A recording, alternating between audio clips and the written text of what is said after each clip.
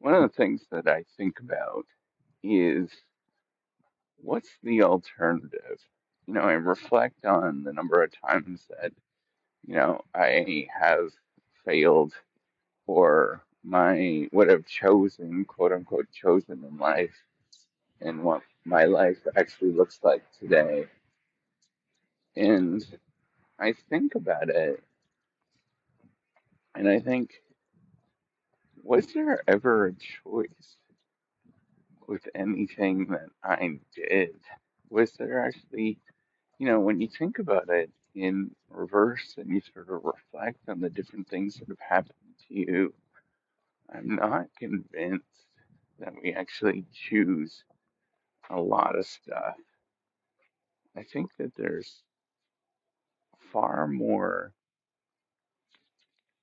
things are far more chosen for us than we like to choose. I think the only reason why we believe that we have these choices in life is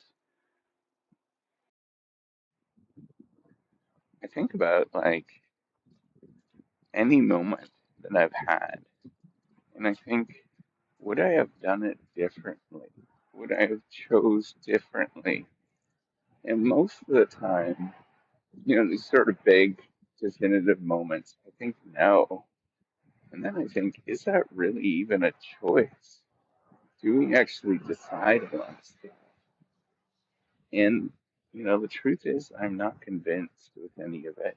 And I think where a lot of this idea of choosing and the ability to choose really is sort of deeply rooted in modern uh, choice theory, which is deeply rooted in very much a sort of um, I hate to say this, but like a neoliberal way of thinking, um, that life is about independence and that we're all very atomistic and the system sort of works together because of our individual choices and life that we actually have.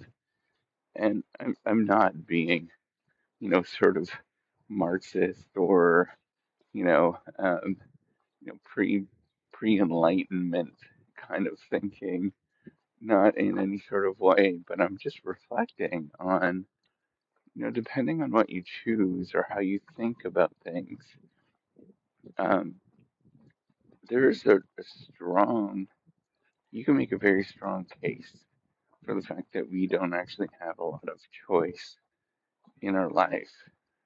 How we're actually born into things, how we end up living, where we end up going, who we meet.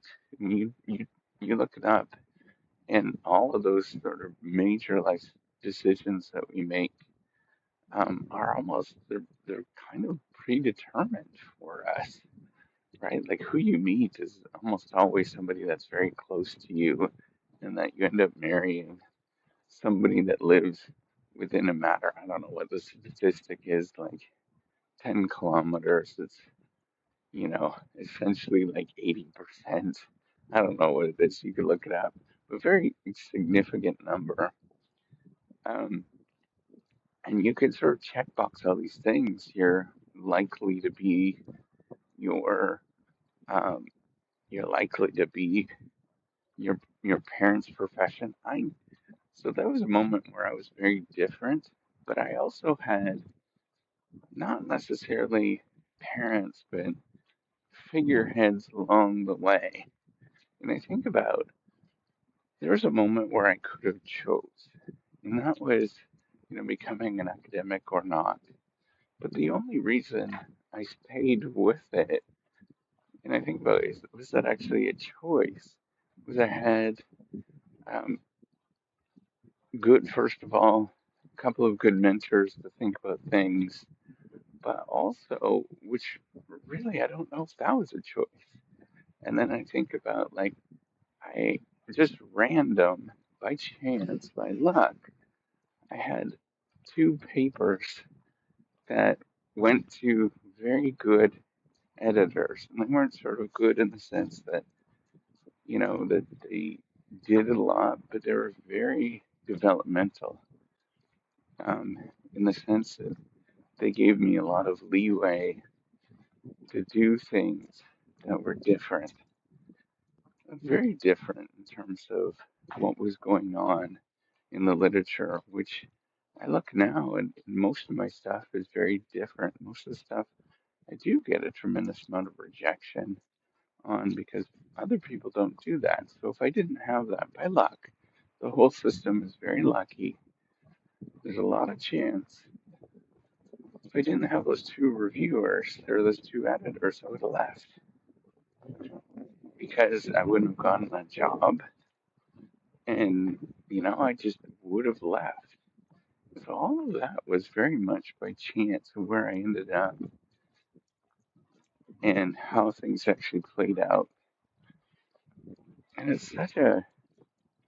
I wish that I can say my career has been, my choice and hard work. I do get up and I work and I keep busy, but who doesn't? That's part of life. Our choice is we sit around and, you know, sit around and watch TV or, we go to work and I think, I don't know. I think like, do we even have a choice to do these kind of things? Or even if you go through a bout of depression and you can't work and you can't go through things, do you even have a choice? If you experience that, you go through not working.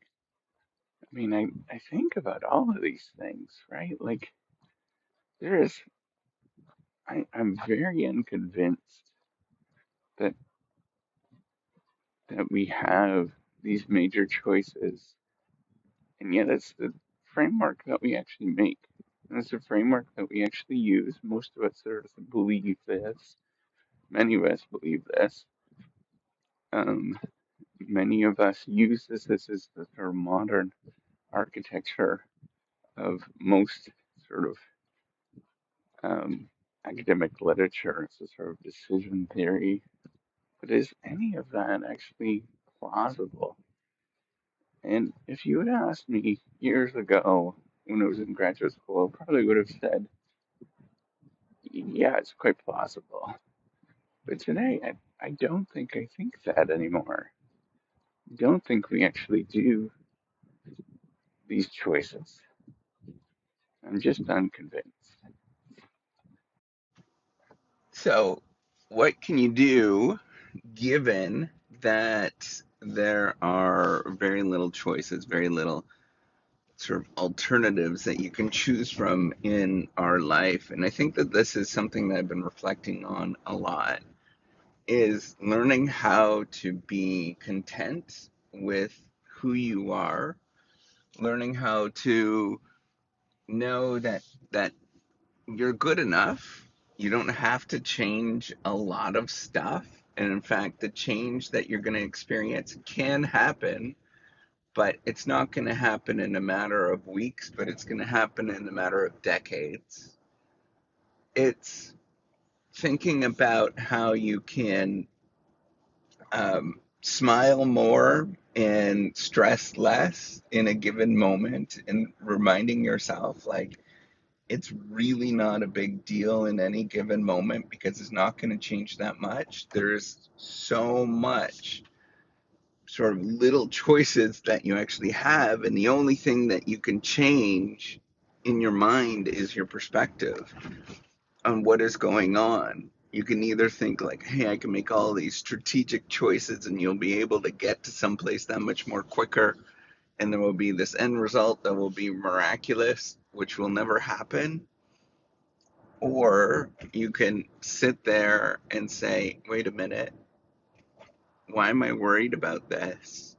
Why not just live my life and try to be content, try to do things um, that that that sort of keep a stability, keep um, keep yourself sane, rather than sort of playing by this game that you think that there's all these strategic choices that you make and that there is this sort of agency that you have.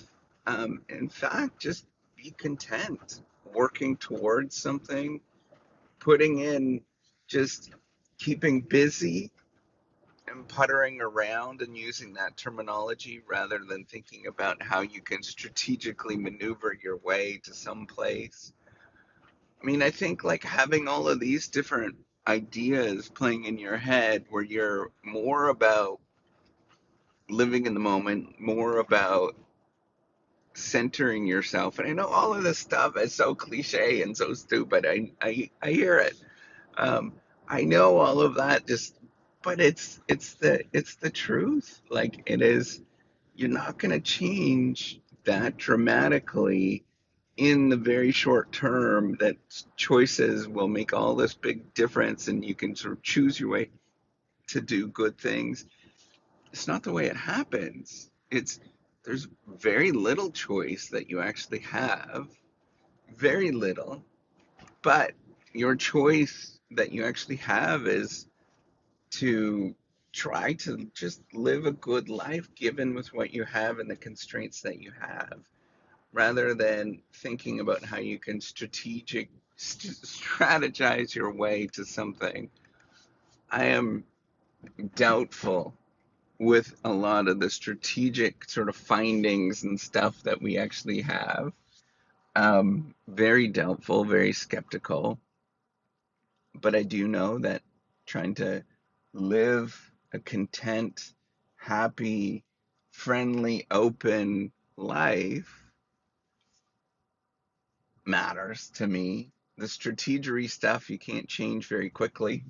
And nothing really happens when you do that because you probably likely don't have a choice. So I try to live content.